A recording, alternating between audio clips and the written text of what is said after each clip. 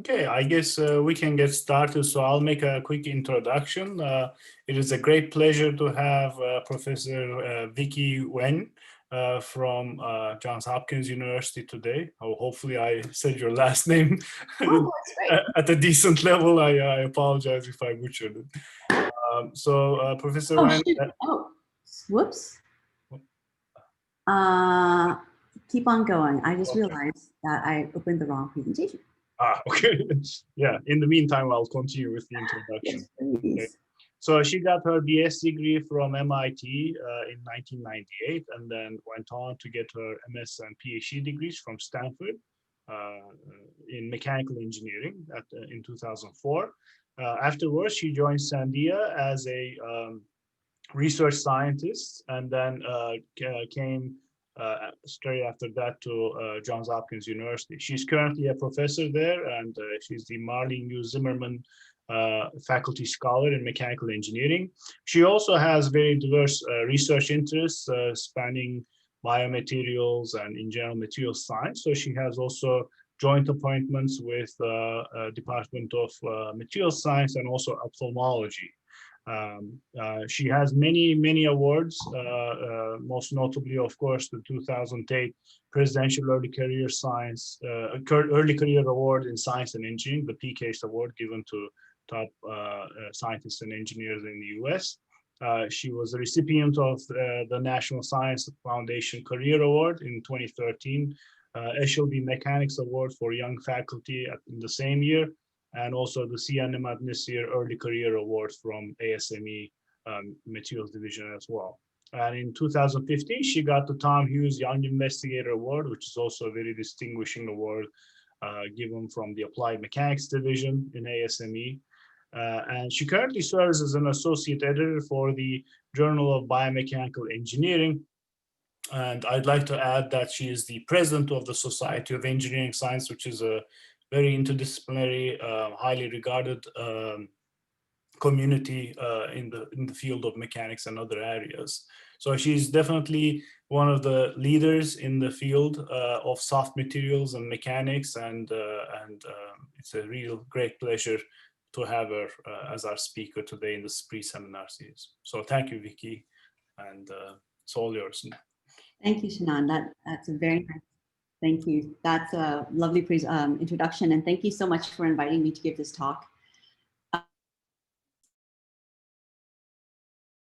Can't see you, so I like to make my presentation as interactive as possible. So if you do have a question, perhaps you can relay it to Shannon.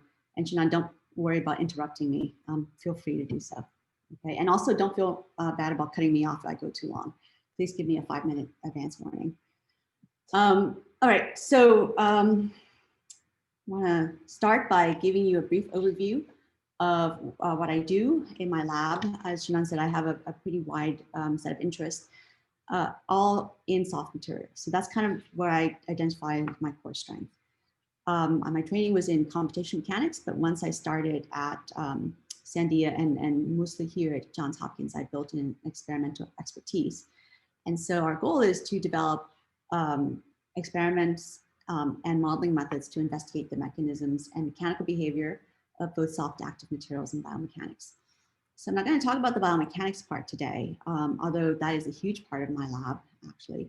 And that is our longest ongoing project, clocking in about 13 years. Instead, I'm going to talk about my work in soft materials and hydrogels. That's super fun, and it's very mechanicsy.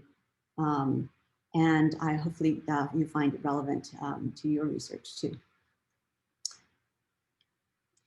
Specifically, the material I'm going to talk about today is stimuli-responsive hydrogels. So hydrogels are conceptually, from a mechanics point of view, can be thought of as a swollen polymer network. So you have a dry network, you put it into, that's hydrophilic, you put it into water, water diffuses in, and then you have a swollen network. And I love these toys. If you've never seen them, I think they're available in boutique toy stores. They're little hydrogel beads, put them in water, and about 8 hours later, so yes, 8 hours, think about that, it's a little slow. They swell and they bounce. They're very elastic. And so my kids love them. They get them all over the house. So what does it mean for the hydrogels to be similar responsive? It means that they either respond to temperature, light, electric field, solvent changes in pH, or magnetic field to shrink and swell. And the materials that I'm going to be working with today or presenting to you today are temperature responsive hydrogels. Specifically, they're pNIPAM, and they undergo a LCST transition, which is a lower critical solution transition, where below transition temperature, the chains are hydrophilic, and so they uptake water. And above that, they're hydrophobic, and so they deswell. Okay, so that's a very, very broad, very brief and surface introduction to the chemistry and the material. What am I interested in it? I'm certainly not a material scientist. So what I'm interested in it is its ability to swell. And when you take an active soft material, like a hydrogel, and you put it on top of or constrain it by a passive stiff material, for example, another stiffer hydrogel, or even a stiffer polymer, then that mechanical constraint causes a swelling gradient, and that swelling gradient causes a shape change. And so this is a bilayer of NIPAM, and actually this is a DNA hydrogel, which is different than NIPAM, and bis. And when it swells, the NIPAM, the red layer swells more, so you bend down, you have the temperature. Now, the interesting thing about this is that you can pattern the active soft material in many ways. For example, here's another bilayer, but instead of being straight, what we did was that we modeled a slight tilt or slight angle to the end of this. And so when I run the simulation, instead of bending into a curved beam, it twists into a helix. You can do the same thing by patterning diagonal strips of the swollen hydrogel on top of a passive hydrogel. And then this one is a fun example. This is a bilayer, but made into a truss-like structure. And so when that swells, the red layer swells, the structure folds. If we perturb this in some way and actually change the geometry just a little bit, it won't fold that way. It will misfold in this way. So geometry, material properties determine, and patterning these arrangements of these two structures, of course, determines how the deformed shape that we'll get upon swelling. So why are we working on this? Well, because these are have the potential to be used in biomedical and soft robotics application. This is a movie that's taken by my collaborator.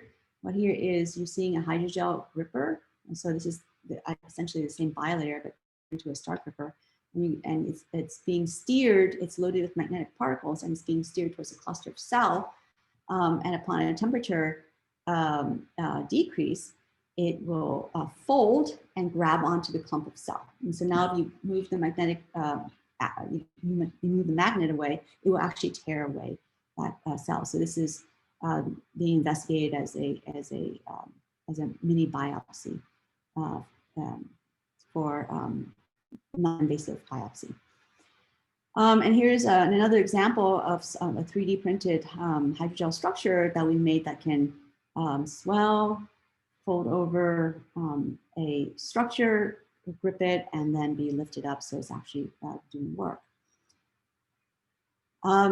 So to design these things, we want to ask, these are really simple mechanics question. Now, let's think about these as two blocks of materials. One is an active block of material that's soft, and one is passive stiff material. How do we, if we arrange them in a certain way, what is the resulting shape change? And this is the easier problem to do. And this is what I'm going to present to you mostly today. Where we want to eventually get to is this problem, which is given the shape change that you want so that you can design a device or a machine to do some work, how do you go about arranging these structures? Right now we do it somewhat heuristically, we go this way, we arrange them in a computer and we try and predict what the outcome is. Eventually we want to go this way, but that's really hard, and so I'm not going to talk to you about that today. I'm going to talk about this path instead, how to go from material properties, their arrangements, to the desired shape change. This work actually started a long time ago in 2014 when a PhD student from David Gracia's lab, my PhD student, about an interesting project that he was, about his project, which is they were making these bilayer hinges, actually this bilayer with a hinge in it. It's a really clever idea. So you take NIPAM and you go to, so you take the gel, put a mask in it, and you cure it, so the cross-link the gel, and then you remove, and then you put another mask on the part that you already cross-linked, you remove the original mask, and then you do a very low energy UV exposure. And so what that does is it creates a cross-linking gradient across this hinge thickness. So with a single hydrogel material rather than a bilayer, you get a gradient, you pattern in a gradient of swelling, and that will of course cause folding. So that student approached my student and asked, you know, we have these experiments, we would really love to be able to include some modeling to predict the folding angle, and ask some really basic question, which is, what is the effect of the geometry of these arms and of the hinge on the folding angle? Because they could pattern all sorts of geometry and structures, as you can see right here, using their lithography methods. But they were curious as to what determines the folding angle, whether or not it has anything to do with the arms or the hinge. Well, you in the audience probably know the answer, and my student didn't know at the time, so he decided to run these simulations, and he brought that to me and said it was really interesting. So to do that, we had to develop a constitutive model for the hydrogel. So there's multiple ways of doing this in the literature. One of the common ways is to use like a thermal expansion model to model the active strain. But at the time, there were some so papers had started appearing, including Wei Hong's paper with Xigong So on the equilibrium chemomechanical models for hydrogels. And then Sean Chester and Lali Renan's model came out about then too, a little bit later. So Ray, my student, picked up the papers, he read it, he really liked them, and he decided he was going to implement them. And this turns out to be a really nice model to work with that has some physical parameters that is easier to measure, for example. So the basic framework is pretty simple. It says that the hydrogel can be described as a network, a solid network. So you've got, for the strain energy, we'll assume that it can be decomposed into a mechanical component that describes the entropy elasticity of the polymer network, and a chemical component, which is describes the free energy density associated with mixing of the water and the network. For the entropy elasticity part, we're just going to use a pretty simple neo-Hookean model. We can use more fancy models like the Du Bois, but just for now, we're going to stick with to start with, just stick with the neo-Hookean model. And we're going to use the Flory-Huggins theory model for the change in the enthalpy and the entropy of mixing. And the chi parameter is the Flory-Huggins parameter, and that describes the likelihood or whether or not the two phases will mix, whether or not the fluid will, solvent will mix with the polymer.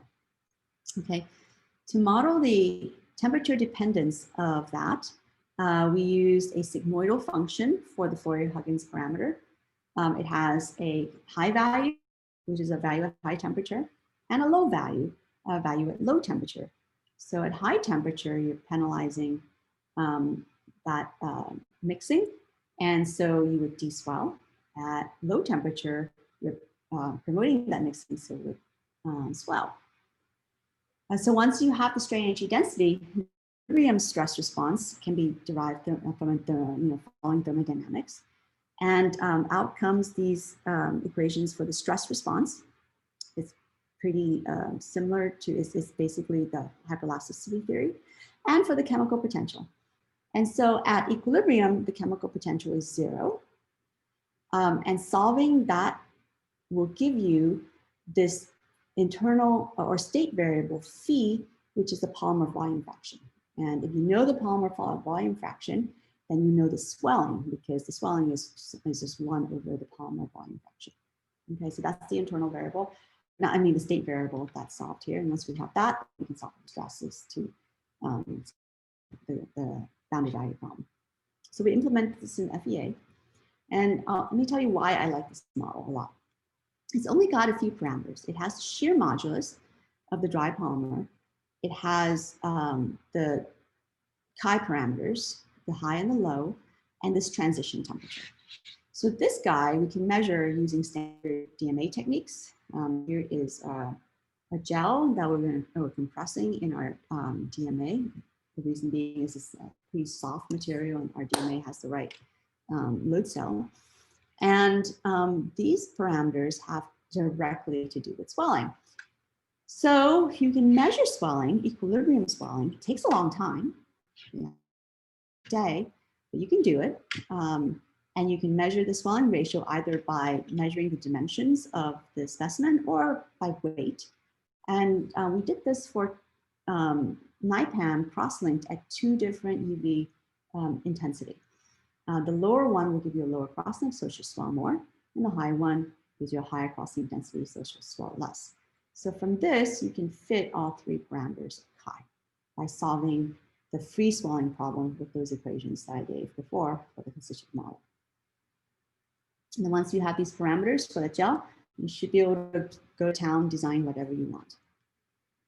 So to answer his first question, we went and meshed up various grippers. I think we did the triangle one, we did the square one. We had an interesting discussion about how to model the gradient of swelling. And we decided to just try something simple first and model the gradient of swelling or the gradient of the cross-link density and approximate that bilayer. So the bottom layer would have the lower cross-link density and the top layer would have the higher cross-link density. And these are the parameters that we measured for those 2. So of course, one could argue that that would really depend on where you divide those 2 layers. But I think we just assumed that they were that the divider was in the middle. So we didn't tune that at all. And once we do that, and this is what you see, is the model of the gripper. You're seeing 2 of them, or you're seeing the composite movie of one gripper folding down, or the outside is this layer here is swelling, the outer layer is swelling, so it folds, and then going the deswelling, you'll get to fold the other way. Okay, and then so we investigate the effect of the arm geometry, and there's no effect of the arm geometry as long whether or not it's triangle or a square. There's no effect. And actually our swelling data and simulations agree quite well for the square. And this is no surprise, right? The arm geometry shouldn't really have as much of an effect as this parameter right here, or this structure right here, which is the geometry of the folding angle, the hinge itself. So this is just the folding angle for different hinges. And you can see that with thick hinges, of course, you don't fold as much. And with thin hinges, you fold more. So intuitively, it makes complete sense. But what we have developed by showing this is that we've actually developed a predictive model for this pNIPAM hydrogel. We've implemented it. It is quite robust and stable. So we published a paper, and then David, my collaborator, came back and said, well, there is one other thing we'd love for you to take a look at for us. We've made this structure because the hydrogel bilayer was too soft. So we decided to make a composite hydrogel layer by patterning, by creating the hydrogel and then putting into their grid, rectangular grids, of SU8, which is a epoxy, much stiffer epoxy. And so you should have a higher structural stiffness altogether. But there's large gaps between these stiff plates. So because of those gaps, you should see some folding, right? And he was inspired by this kind of like scaly armor on various reptiles. And he said, when we change temperature, when we heat things up and things deswelled, we do see folding. And when we cool down and it swells, we also see folding, but it's really interesting because it doesn't fold in the same direction or along the same axis. So I'm going to play you a movie. So I believe this is heating up. You notice it folds along one axis, and then it folds again at another along a different axis. So why does the plate fold in different directions and along different axes, swelling and deswelling?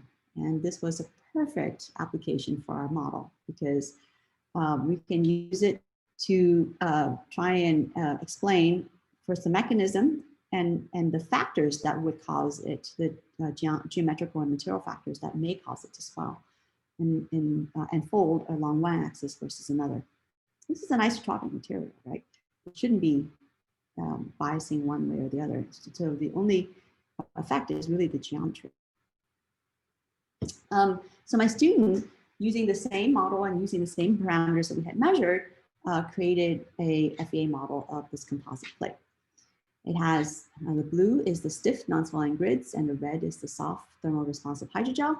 We didn't really know what the crosslink intensity was going to do, what the UV intensity that they used was going to do in terms of crosslinking the hinge, whether that would reduce gradient or not. So we just decided to do two models, one without a cross-linking gradient, and this is the case where you have really high UV exposure, and then you would get a uniform cross-link density throughout the thickness of the pNIPAM.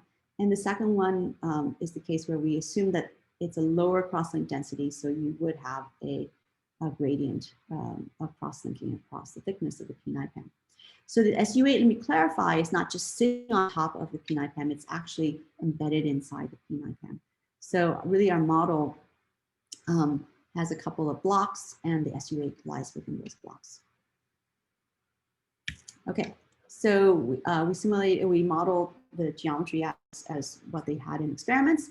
The case one that I'm going to present is the one where we're assuming high UV cross-linking density and therefore there's no, a UV exposure, so therefore there's no cross-linking density. In case two is there's a cross-link density. So when there is no cross-linking density, let me see if I can play this. You can see that as I heat up, cool down, it swells and folds along. So you look at this, let me play it again. So cooling down, it will swell along the one axis, and then heating up, it'll swell concave down, convex folding along the short axis. With this guy, which is the one we assume with a gradient, oh shoot, let me play this. Again, when I heat things up, it will swell along the short axis, convex. Let's do that again.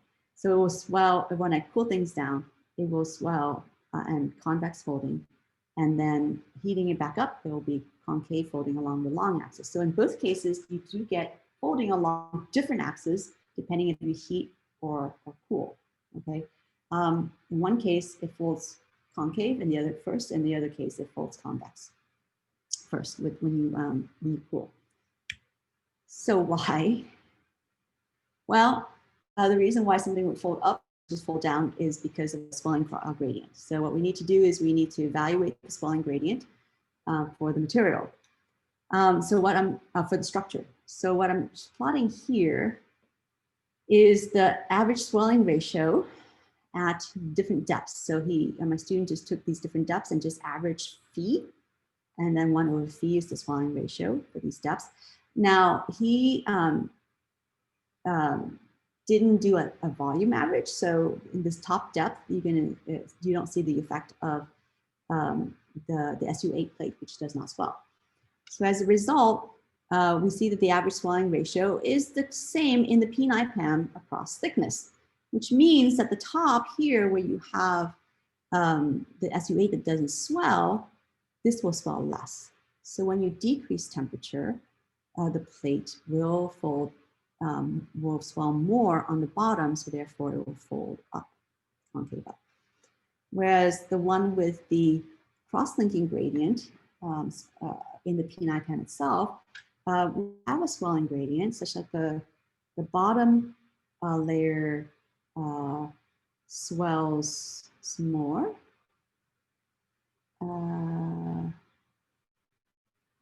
Yes. Yes.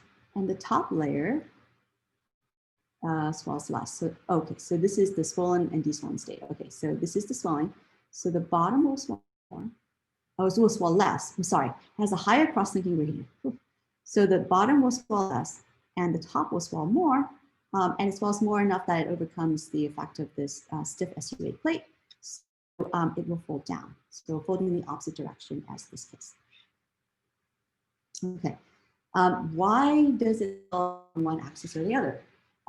We actually don't really, we know that it had to do something with the fact that one state is more energetically favorable to the other. So we set out to do simulations to that. And so we had to decouple the mechanical folding versus the swelling. And to do that, we developed a FBA simulation. We did a simulation where we're using a cylinder, in this case, a cylindrical force field boundary condition, to push against the plate and make it fold either a long axis or a short axis, either concave or convex. And then we would run the swelling problem, meaning decrease the temperature and cause it to swell, and then increase the temperature to cause it to deswell. And because we're holding the force field there, it has to swell along the axis that we make it fold along. And then we can calculate the energy change, or the energy, the free energy of the system. And so we did that. We made for each case, made it to either fold along the short axis or the long axis in the concave direction versus the convex direction. And what we found was that at some point, the, okay, I'm going to get confused here. So one of the state was more favorable than the other. So I believe if the difference, I think here, what I did was I removed which one was one. So the short axis, delta U is the short axis minus the long axis. So if this is positive, that means that the long axis is more favorable. And if it's negative, it means the short axis is more favorable. And so we found that at higher temperature or lower temperature when we're swelling, the actual folding along the long axis is favorable. And in deswelling, folding along the short axis was favorable. And so that was the reason, well, that's not the mechanism why it folds in one way or the other, but that's the reason why it does, because one is more energetically favorable. And it's not by much. This number is super small. That is 10 to the minus 12, and this is 10 to the 5, so it's really 10 to the minus 7. So it's super, super small. But within our simulation, you know, it's computer, so any small favor and the energy will cause it to go one way or the other. And we did this for both cases. So we explain, at least in our simulation, why it would fold along two directions. And so, but then why would it fold along two directions and not just one? I mean, along two axes. And so my student did a parameter study.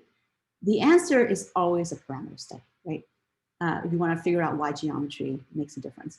So what he did was that he varied a bunch of different geometry parameters, and he found that what he needed to, that the factors that actually made a difference, and this makes sense, was the aspect ratio of the grids and the aspect ratio of the plate. So the plate is just the entire structure, and it's rectangular, so you can take the long versus the short axis, and that gives you the aspect ratio of the plate. And the grids are these rectangular grids. And so again, the short aspect ratio plate. So it turns out, and he generated this, what we call a phase diagram of when the plate would bend along 2 axes versus when it only bend along 1 axis. That is, if you swell and deswell, it would only bend around the short or the long axis.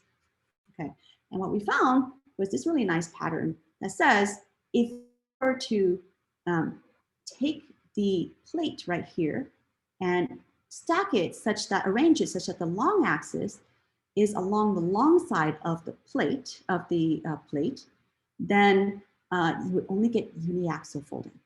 But if you take the long axis of these segments and you stack them along the short axis of the plate, then you're going to get biaxial folding.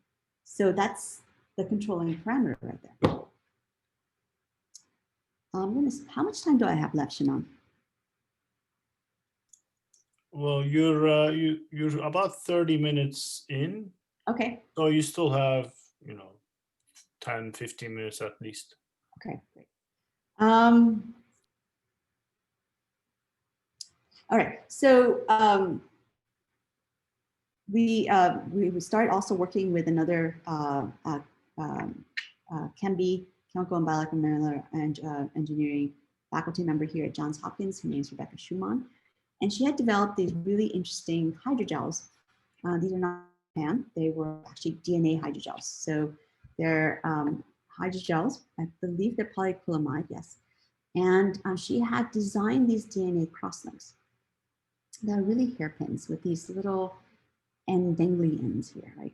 So what these dangly ends do is that when she floats in the complementary base pair chain, it will bind to these and unzip the DNA hairpin and create a longer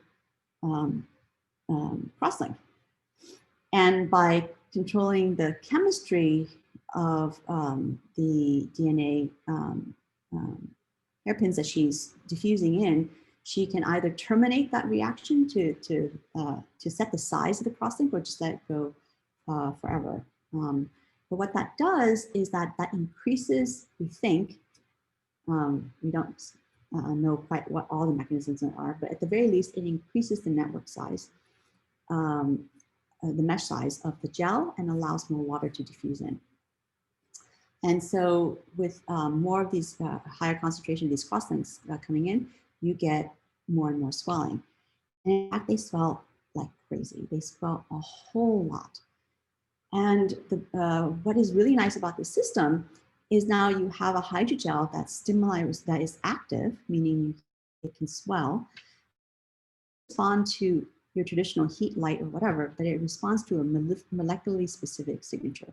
That is this complementary base pairs, a strand of complementary base pair. So we have a molecular specific stimuli responsive hydrogel that you can think of can be used for molecule specific sensing, or we can build molecular circuits, or she can build molecular circuits to interpret chemical signals. If we can pattern to make a robot that they can, the hydrogel can sense. You have an integrated multifunctional material that can sense and set up a cascade of chemical programs that then will allow it to crawl towards whatever it's sensing, following the gradient of its sensing. So that's a kind of one really interesting application with. But it's just a really interesting material on its own. So they wanted us to help them model the material. Excuse me. And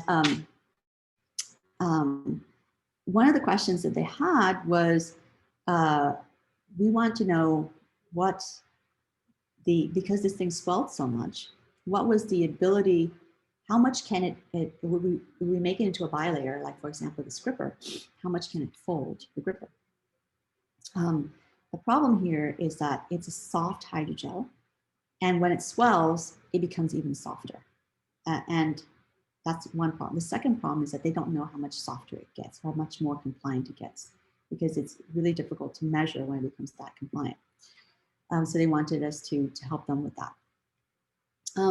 So my students had a good idea, which was if they can make these bilayers and we can characterize the material, the material properties of the unswollen gels, and we can measure how much this beam or this bilayer bends in response to swelling, and we know how much it swells from the concentration of cross hairpins, we should be able to back out what the equilibrium modulus of the hydrogel would be in the swollen state, right? So this is your Stoney equation problem. Now, the problem here is that the hydrogel is pretty soft and it bends a lot, right? So your assumptions for your Stoney formula, which was small strain, small thing, doesn't really apply. Oh, and also thick substrate doesn't really apply. But he was persistent, and he found a paper that Ben Friend's paper that extended the Stoney formula to thin substrates. Still seeing small deformations, small rotations, but and inelastic material. But what it gave him was this equation that says the curvature is 2 times this parameter, and this parameter is a controlling parameter. It has the combination of your modulus, the thickness of the 2 gels, the modulus of the 2 gels. And that's all and the swelling ratio, and that's what determines how much the bilayer will occur in response to heating. Now, so of course this formula didn't work because we were violating all sorts of assumption, but what it did give us was this controlling parameter. So he did something really nice, which is he simulated the folding of these hydrogels. And we didn't simulate the chemical interaction or anything like that. We're using temperature as a stand-in for the DNA concentration. And so we're using that to simulate the curvature, the final curvature of these structures for different moduli, for different thicknesses of each layer. Well,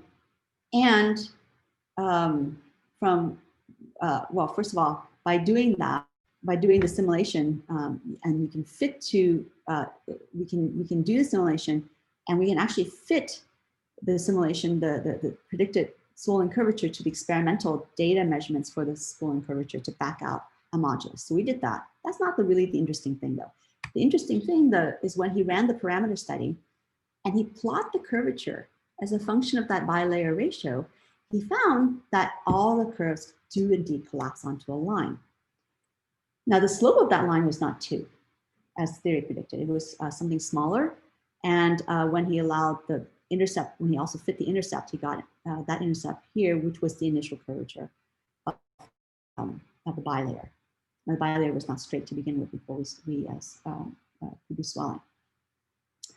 And so what's really cool is that even though the theory is not predictive, it provides us with a nice design parameter that we can then use to we can use our FEA models to calibrate what I would think of it as a simpler design rule to design the curvature. And now we have actually used this when we needed to make bilayers with different batches of these pNIPAM.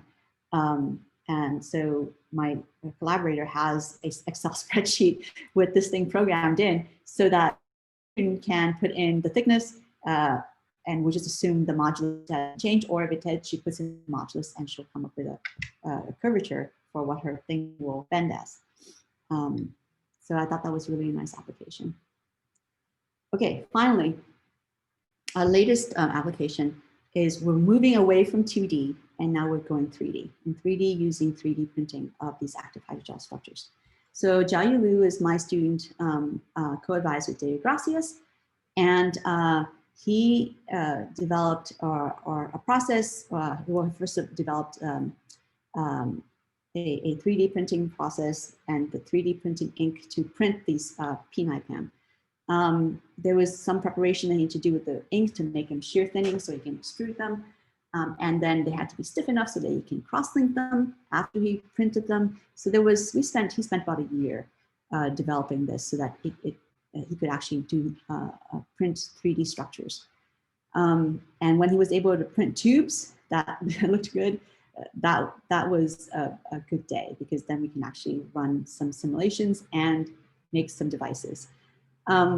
So these are pNIPAM ink structures that his system can print pNIPAM, and it can also print polyacrylamide gels. So we can make now structures that we can pattern in 3D, the active soft segments and the passive stiff segments, okay? And we started with cylindrical structures, so 3D, but not too complicated 3D, where the question that we asked was, how do we arrange these different segments on a cylinder to give us the desired shape change? What if we want the cylinder to just elongate, or the cylinder to increase in diameter with elongating, or the cylinder to have arms that bend, that looks like a gripper? So this was really the first time that our computational model was used to design, meaning that it was, we ran these bunch of these structures. He designed a bunch of these structures in silico, using FEA, ran the simulations. He'd come to meet with me and I say, yeah, that's not really interesting. Oh yeah, that is really interesting. Before he would make them, and then we a set for him to make. And then we tested to see whether or not they would fulfill our predictions. So his idea was to arrange these segments to create, for example, a uniaxial elongating tube. He would arrange these horizontal segments, and this is in the prediction of that.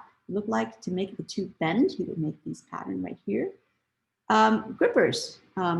I don't quite know how I came up with this design, but it worked. This is the swollen hydrogel, and the green are the stiff passive hydrogel. And when the red swells, the constraint provided by the green cause the arms to bend, and that can act as a gripper.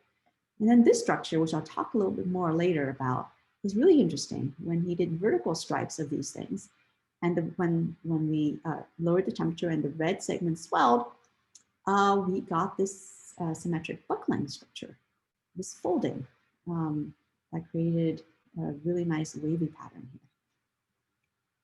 And so he fabricated them, printed them, and he did experiments to cause them to swell. Indeed, they gave us the structures or the shape change that we predicted. And we got some pretty good quantitative agreement in addition to qualitative agreement. Okay, Shinan, do I still have time left? Yeah, you still have a few more minutes at least. Okay. So I was super excited about the buckle structure. I'm like, well, why does it buckle? And what determines the buckling period?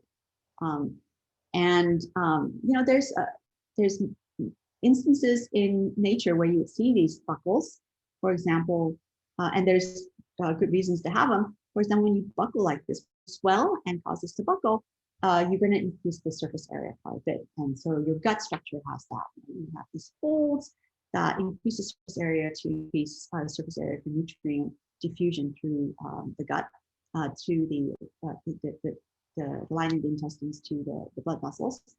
Turns out these saguaros or desert plants or cacti also do this, right? They have stiff ribs right here in a soft matrix, which is a bunch of cells, plant cells. And what their function is, this whole tree's function is to absorb lots of water when it rains in the desert, because it rarely rains in the desert. And when it does, it rains a lot. And for the saguaro to survive, it's got to uptake a ton of water.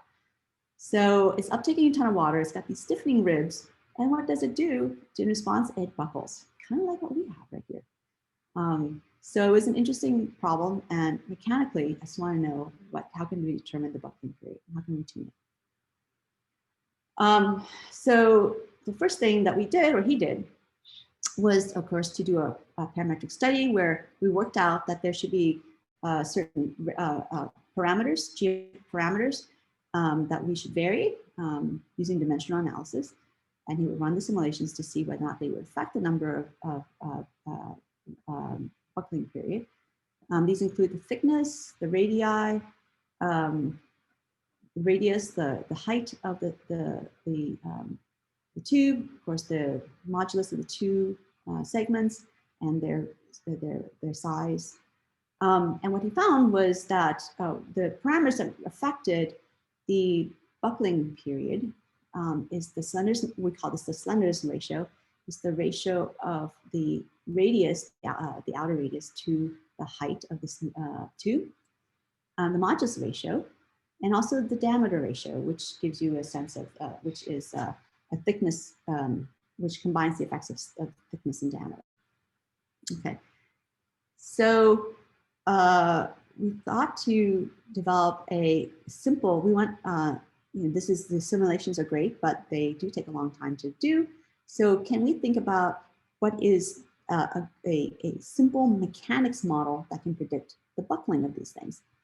There are, you know, lots of buckling theories out there. And of course, when you're thinking of buckling, the source to go to, one of them is Timoshenko. So my student pulled out the Timoshenko and Gear book and looked at different models, buckling models that might be relevant here.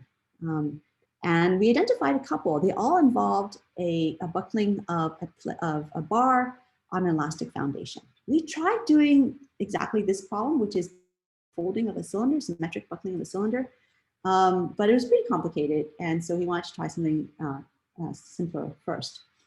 So we tested out some of these models, and the one model that worked well was this. This is a buckling of a bar with forces at both ends, where the bar is connected to an elastic support. So the relevant parameters here is the modulus of the bar, the second area, the length of the bar, the modulus of the elastic foundation. And if you have that, you can derive the critical buckling load. Depends on this M. This M is the number of half sine waves. And so and you can calculate the transition between buckling mode M and M plus 2. And that gives you this buckling coefficient, okay? So this buckling coefficient tells you the transition from going from a buckling, from different buckling modes, whether you have 1 half sine wave, 3, 5, or 7. So we took this model and we're like, well, it's probably not going to be predictive of our cylindrical bending model, but this may be a good design parameter. This is going back to we were really inspired by how the modified Stoney equation gave us this nice simple parameter that now we can use it as an analytical simple design rule. So we thought, well, can this be another design parameter that's relevant to this problem? So we took this and plugged in the modulus for the two segments, the beta being the stiff segment and E being that of the swelling bar. Actually, might be the other way around. Sorry, the other way around. And the second moment area and all of that in length came from the geometry of the different soft segments. Okay, and then we generated this plot of the number of half sine waves as a function of this wave, what do I call it, the buckling coefficient for the tube, and we found or fitted this constant here to this transition. So now to give us a design rule for controlling the number of buckling periods in our tube. Okay, so now we can predict, let's say we want a buckling period of 7, how we need to vary the modulus of the two segments or the geometry of the tube to get a buckling period of 7 or 5 or so on. And that's what he did to validate. He printed these according to the model predictions.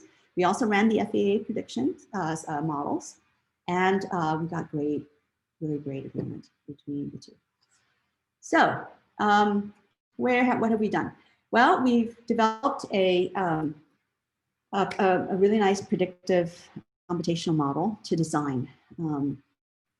So we can predict for a given geometric arrangement of these soft active segments and stiff passive segments, what the deformed or what the shape change will be as we swell or deswell the material. For good measure, we designed this little gripper where he took two shape-changing primitives that we did. One was the uniaxial elongating tube, and the other was the gripper. Put them together to create this device so that when we cool down in water, this thing will elongate, and the gripper will fold over to elongate and come down to this object, and the gripper will then fold over and grab onto this object, and we can lift it up. And then when we heat the water, the gripper then opens and it releases this object again. So future work. Well, so far I've described is all equilibrium. So our model is equilibrium. We haven't done anything in non-equilibrium. And right now we have a project, an FE project, where we have to do, or we wanted to study the locomotion of these soft hydrogel structures. So we're starting to use some non-equilibrium chemomechanical models. These are pretty unstable models that we're using. So we're definitely going to be working to improve them. And the application that we're targeting next is how to design, how to model the sequence of shape changes to give you locomotion.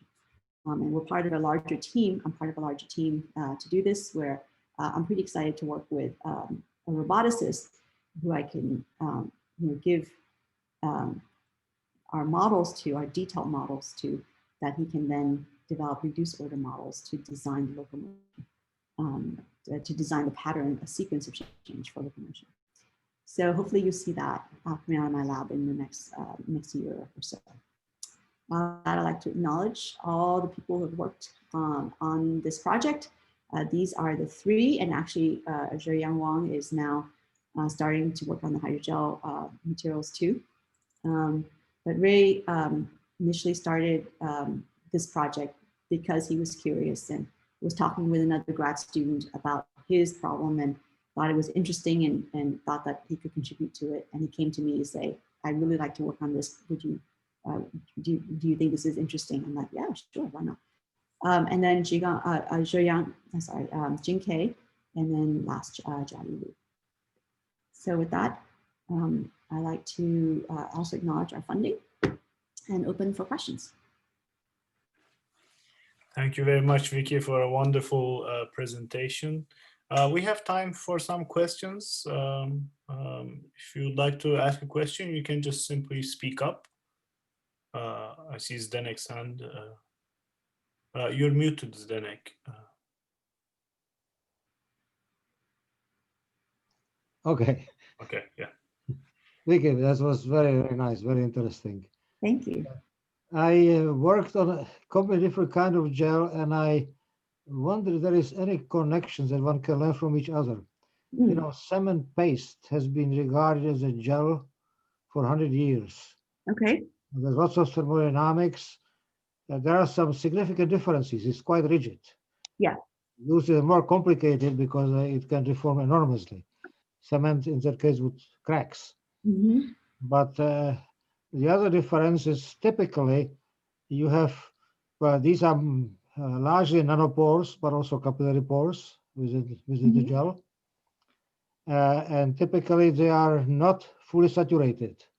This situation here, that there is a vapor, there is an adsorb layer, about half of the water, and plus liquid water. And that's actually the main complication there. It's treated thermodynamically, of course. And do you have such situations in polymers?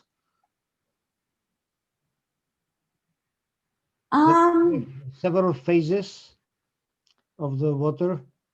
Yes, I mean, we do have several phases.